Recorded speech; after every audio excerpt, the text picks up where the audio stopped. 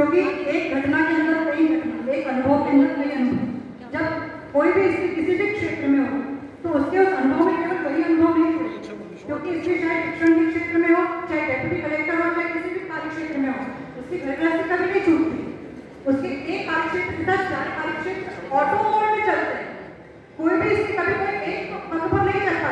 जाकर के यहाँ हम लोग इस सत्र में बैठे हैं, यहाँ सत्र में इसलिए आए हैं तो वहाँ पे कुछ मैनेजमेंट करके आए हो, अपना जॉब से लीव लेके आए हो, बाहर जो भेड़ बात है उनको भी मैनेजमेंट किया होगा।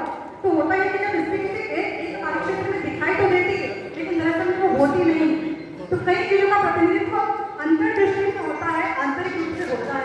इस बात का ध्यान रखना बहुत जरूरी है। दूसरी बात जो दृष्टि की मैं उल्लेख करना चाहूंगी कि इस दृष्टि का उल्लेख पुरुष ने काम किया है। उसका एक बहुत ही सुंदर उदाहरण हमारे यहाँ तुलसीदास जी की रामचरितमानस के अंतिम अध्याय में मिलता है, जो उत्तरकांड जो होता है उसमें लगभग संहार पूरी रामायण का अगर हम बात करें तो उसमें आप देखिए कि भगवान श्री राम का राज्याभिषेक का तो वर्णन है, लेकिन सीता परित्याग का भी उसमें एक मार्मिक चित्रण लिखा है कि सीता कितनी नाराज है भगवान श्री राम से। एक स्त्री का प्रतिरोध उन्होंने दिखाया है, जो पुरुष दृष्टि से अपने बात की है वो बाबा तुलसीदास ने लिखा है।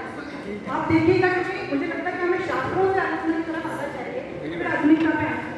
उसका वर्णन वहाँ पर मिलता है कि जब लव और कुश का जन्म हुआ तो जब कुश का जब जन्म हुआ तो माता सीता तो वन में, तो वन में जब भी कुश के जन्म की जो समाचार था वो लक्ष्मण को दिया, भगवान श्री राम को नहीं दिया क्योंकि वो उनसे रुष्ट थे। ये किसी का प्रतिरोध था अपने आप में, जिसका विवरण किसने किया, बाबा तुलसीदास ने किया रामचरितमानस में। तो मुझे ऐसा लगता है कि हमें इस तरह ध्यान देना चाहिए कि उस समय माता सीता का प्रतिरोध भी दर्ज हुआ। तो आज के परिप्रेक्ष्य में भी प्रतिरोध दिखाई न देने की शुरुआत की बात कही थी वो दर्ज भी हो, और इसमें जो एक बड़ी बाधा बन रही वो बात कहते हुए मैं अपनी बात को अंतिम रूप दूंगी कि यहाँ पे दर्शनी जी ने भी वाद की बात की, स्त्रीवाद की बात की। तो मैं वाद परंपरा के प्रणेता नामवर सिंह जी ने हम आलोचना की बात नहीं कर सकते। नामवर सिंह जी ने आलोचना पत्रिका निकाली थी और आलोचना को एक मंच दिया उन्होंने, और वो विमर्श और संवाद की पत्रिका थी। आलोचना से बात करें सब चल रहा है, कहीं विमर्श ही है, संवाद ही है। लेकिन दुर्भाग्य से हमारे यहाँ पे वो जो पत्रिका थी वो मठाधीशों की, समितियों की, आपस में नजदीकियों की, आपस में एक निजी दल की पत्रिका बनकर रह गई, एक संगठन की पत्रिका बनकर रह गई, जिसकी वजह से जब आलोचना जाति देखकर की जाती है, दल देख के की जाती है, तो फिर वो स्त्री आलोचना करे चाहे पुरुष आलोचना करे, उसके साथ कभी न्याय नहीं हो सकता, ऐसा मुझे लगता है।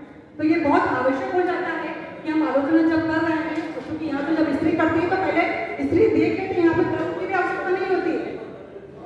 स्त्री को केवल स्त्री पर आलोचना को समय नहीं दिया जाएगा।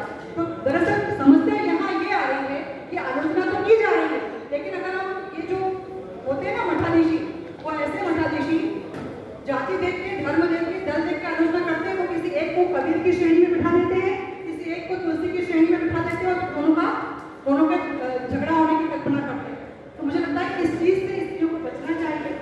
स्त्री आलोचना करे, मैं कहती हूँ कि पुरुष की रचनाओं पर भी आलोचना हो, स्त्री केवल स्त्री की आलोचक बनकर न रह जाए। और जो स्थापित स्त्रियां हैं, मेरा एक और आग्रह है इस मंच के माध्यम से, जो स्त्रियां आलोचना के क्षेत्र में स्थापित हो चुकी हैं, वे अपने बाद वाली पीढ़ी की नवोदित स्त्रियों को आगे बढ़ाएं, न कि वो उस जगह पर पहुंच जाए जहां हमारे पुरुषों की शिकायत करें। सिद्धांत आवश्यक है कि स्थापित स्त्रियां अपने पीछे की स्त्रियों को भी आगे बढ़ाएं। अभी बलराम आए हुए हैं और उनका एक